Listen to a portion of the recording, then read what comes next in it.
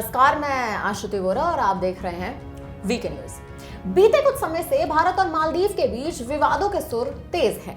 दोनों ही देशों के बीच संबंधों में खटास अपने चरम पर है और ये विवाद हुआ था प्रधानमंत्री मोदी के लक्षद्वीप दौरे पर, जब पीएम की लक्षद्वीप तस्वीर पर आपत्तिजनक टिप्पणियां की गई थी। लेकिन अब खबर आ रही है कि मालदीव के राष्ट्रपति मोहम्मद मोइज्जू के सुर बदलते नजर आ रहे हैं। अब भारत के साथ मोइज्जू को दोस्ती याद आ रही है।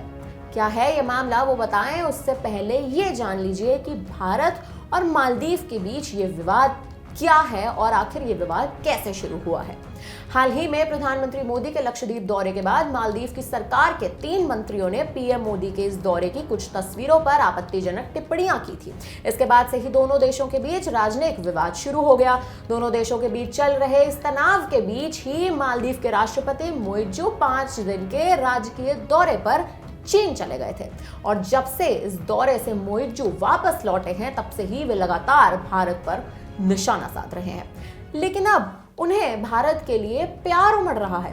दरअसल मालदीव के राष्ट्रपति कार्यालय की ओर से एक बयान जारी हुआ है, जिसमें मालदीव के राष्ट्रपति मोइज्जू ने राष्ट्रपति मुर्मू और प्रधानमंत्री मोदी को गणतंत्र दिवस की बधाई दी है और दोनों ही देशों के बीच के संबंधों और आपसी सम्मान पर जोर दिया है।